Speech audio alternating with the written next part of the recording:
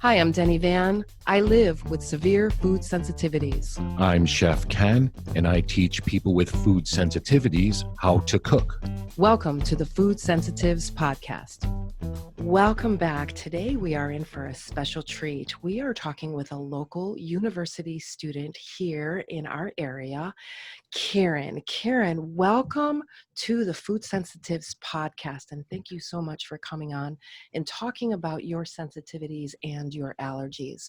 So first off, tell us a little bit about yourself. You're going to school, and what specific either allergies or sensitivities do you live with?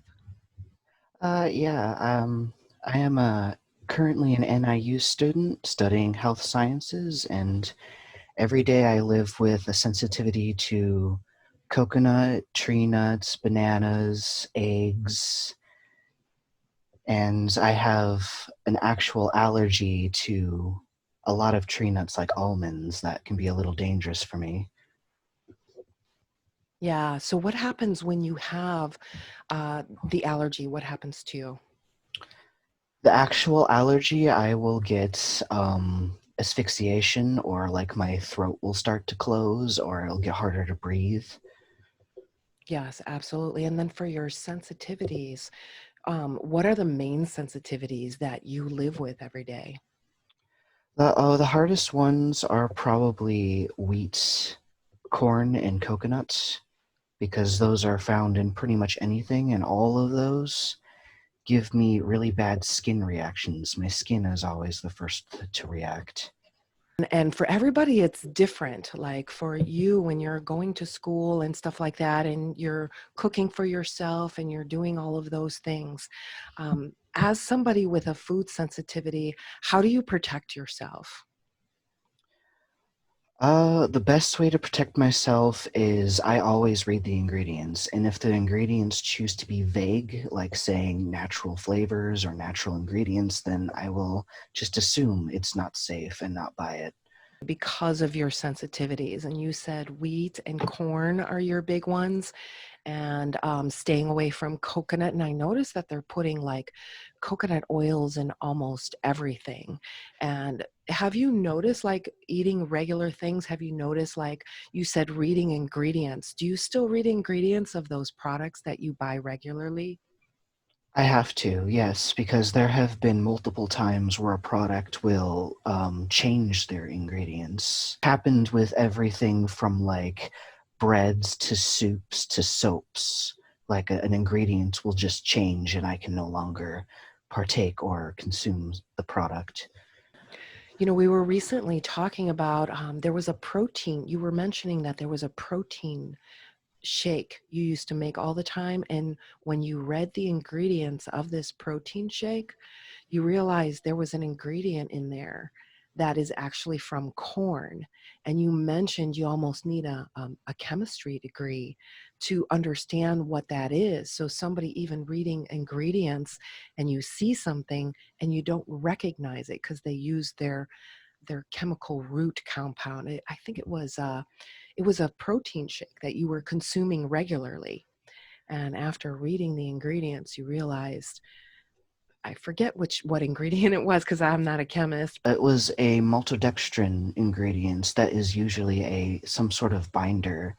However, after doing research, you like had need to discover what these ingredients are derived from, and that's when I discovered, what is maltodextrin. So I looked it up, and it's derived from corn.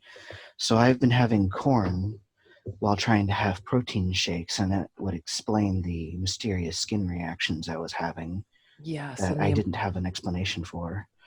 and the importance of constantly reading those ingredients. Yeah, because I remember you saying that protein product that you used to consume, they touted grass-fed whey and all of these natural ingredients, and yet you were still reacting, thinking that you're eating something healthy. Yeah, and so you're going to school and you've taken chemistry and those things. Tell us about how you go to school and stay protected. Well, I think the biggest thing that's protecting me right now is I don't eat school food. I always have to pack my own food. and then usually my own food, I have to make everything from scratch because down to baking powder for breads, there's cornstarch in that. So I have to make my own baking powder, my own breads, my own pretty much everything, unless it's truly transparent on what it is on the ingredients, then I can actually buy it. Yes, absolutely. And so you've had to pretty much become a chef, right? In making all of your own from scratch everything. What are some of the favorite, your most favorite things you like to make? Well, I've really come to love a certain brand of rice flour that has been very transparent to me. So I've been making things like waffle breads to make sandwiches because sometimes you just miss sandwiches so much. But being able to being able to make things like pastries or things that you really can't eat anymore, And you crave them, that right? you crave them. It's nice to just be able to have something once in a while that everyone else takes for granted. Yeah, absolutely. So that you can enjoy life and instead of suffering the consequences of eating the wrong kinds of foods, you're learning how to thrive. And so, what is your degree at this local university? What are you studying? I am currently studying health sciences, which is a bit of an umbrella study that involves a plethora of things, but right now my focus is getting through health sciences to apply to medical laboratory sciences at NIU to study um, what they study in medical labs, like all the testings and That's definitely needed right now, especially during this time where we definitely need those labs quickly, right? Good on you. So you're taking basically a medical path for your classes then. So you have to take chemistry and biology and all of those classes. Have those classes helped you with your living with food sensitivities and allergies? they have because they open up a whole new understanding of how things are made and where they come from. So you're reading an ingredients list, you realize there's a lot of long names on there sometimes because they're chemical names. Each part of the chemical name means something, but it also means it's derived from something. So knowing where it comes from has been a very powerful tool to cut out what I'm allergic to or sensitive to and just feel better overall. That is definitely a big confusion for a lot of people who don't have degree in chemistry to be able to read those ingredients lists and understand and make a conscious, knowledgeable decision to eat those things. So it kind of blows my mind where you're talking about, the chemical names of these things on ingredients lists. So people really don't understand, they're not making a knowledgeable decision. Yeah, and you mentioned too that you're minoring in nutrition. Yes, I haven't gotten very far in the minor yet, but I am minoring in nutrition to help because while I want to do like medical laboratory, I also want to focus in on foods, possibly food engineering or food science. Love it. We definitely need more of that, especially from people who are very aware of sensitivities and food allergies. So thank you. So if somebody were to say to you, "Hey, I just found out I have these food sensitivities and food allergies and I'm overwhelmed and I don't know what to do," what would be the first thing you would recommend to them?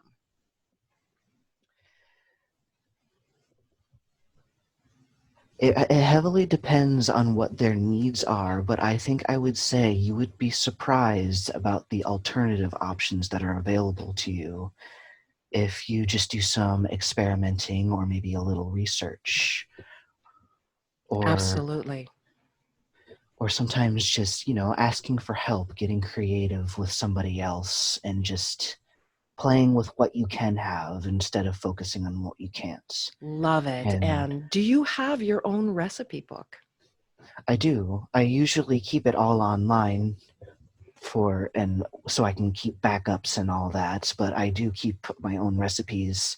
I usually base them on recipes I find and then modify them myself for what doesn't work for me, what can work instead. Absolutely. So you have that creative bent where it's like, all right, what can I do differently and how can I change this recipe for my needs? That's a gift. That's true art right there, right? Being able to do that. So how long have you been on this journey since you discovered your food allergies and food sensitivities? I didn't discover I had food sensitivities, or I was in denial that I had food sensitivities until my very early 20s, late teens, when I was already very inflamed all the time, where I felt sick all the time. Like there were more days I felt sick than I felt healthy. So it was about time to say, okay, it's time to find the root cause and start making some changes. And Excellent. the only way to really do that is to really clean up the diet and slowly introduce things, unless you want to pay for the allergy test, of course. Yes, absolutely. And so, getting that allergy test is confirmation for it. But if you already know your body and you listen to your body and how it reacts, you've discovered some of those sensitivities without an allergy or food sensitivity test. And what are some of those that you've discovered? Well, by getting off of things that I know are common allergies or I suspect are allergies, such as wheat, corn, nuts, and many grains like quinoa and coconuts, and even certain fruits like pineapple, bananas, I've mainly focused my diet down to lean meats and vegetables for several weeks, maybe even a few months. And then slowly you add in maybe some wheat, instantly discovered a reaction there. Add in some corn, in particular, are really hard for me to consume, yes, without heavy spices or a lot of like cheese because it has a strange taste. And I always associate strange tastes with potential allergy because my father, who has a severe nut allergy, also gets strange tastes whenever he gets something with a hidden nut in it. He gets this really strange, bad taste And as you like the can't get rid of it. first, Yeah. he can't get rid of it. That's like his first indicator. And that's where I associate taste with egg because I also get a really bad, strong metallic taste when I have chicken eggs. Yeah, good for people who are listening to know because so many of us are very disconnected from our bodies where you notice these things right away. It's like as soon as you eat something. Are there any sensitivities that you have that might not show up for 24, 48, or 72 hours? Yeah, usually corn and coconut and a lot of my allergies are delayed onsets because I don't really know if I had gotten weeded until maybe 7 hours later or corned until I'm getting sudden rashes the next day. Usually it takes 24 hours, sometimes 48 hours until I really know that what I ate had something I shouldn't have had in it. Yeah, and I got to tell you, one of the things I love about you is traveling with you. So for people who travel, what would you recommend that they do to find food when they're traveling or going to college or, going places where you have to buy food outside of making it yourself? Well, one of the biggest recommendations I would say is like looking at online. Most things, everything has a website these days. So usually when they have a website, they'll have a menu. Take a look at their menu. What do they have? Do they list their ingredients well? And if you find like a list of a few things that you could eat, maybe by asking like don't include the bun or no fries, or you can then go check out the restaurant and then don't be afraid to ask the chef. And if they cannot give you a clear answer, it's always safe to assume it's not safe. And don't be afraid to just check around, check multiple websites, have a plan B, have a plan C. Don't put all your eggs in one basket, if that makes sense. Absolutely. Yeah, we've traveled, and you are a godsend when it comes to traveling. And for our listeners, Kieran is my son, second son, and he's 26 years old, going to the local university and living with food allergies. And as a family, we are learning how to not only live with these, but thrive with these and be able to uh, turn this around. And you mentioned one thing that's really, really important. It's your mindset. You talked about not looking at all the things you can't eat, but focusing on all the things you can. So have you come up with recipes and stuff like that based on the ingredients you can eat? Yes, I was definitely in denial for the longest time because eating is such a social thing, but it's also such an enjoyable thing. You have your favorites, like pancakes or chocolates or things you've grown up with that are just so hard to let go of. But it's a mindset. When you focus in on what you can have, what you can't have, you might find new favorites, or you might find a way to revive old favorites by finding alternatives that you can have. It just takes a little more effort and work in this time and in this day and age. Thank you so much for taking the time to let us, let our listeners know that you talked about being in denial. This is huge, and being able to face your fears and ask questions and all of these things coming from, somebody who's maybe fairly new to this journey and learning how to live with these sensitivities. So Oh, I was just going to say it has to come from the heart. You have to decide, is this worth it? And in the end, it's really up to you. It is the mindset. But yeah, absolutely. And so can I ask you, making these dietary changes and getting all these foods out of your diet, was it worth it? it was worth it, yes. From Absolutely.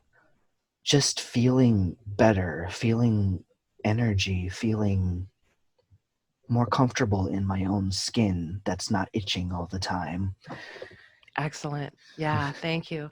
So, Chef Ken, any reminders that we need to know about? Nice hearing from you there, Key, and welcome aboard. Thank you. Wonderful young man. But for me, remember, it's always the recipe book. Recipes, explore, draw, doodle on it, whatever. Just get in touch with it, and that's what it is for me. So send me your favorite recipe so I could try it, and those who send me their favorite recipe, I'll send you mine, and let's do it.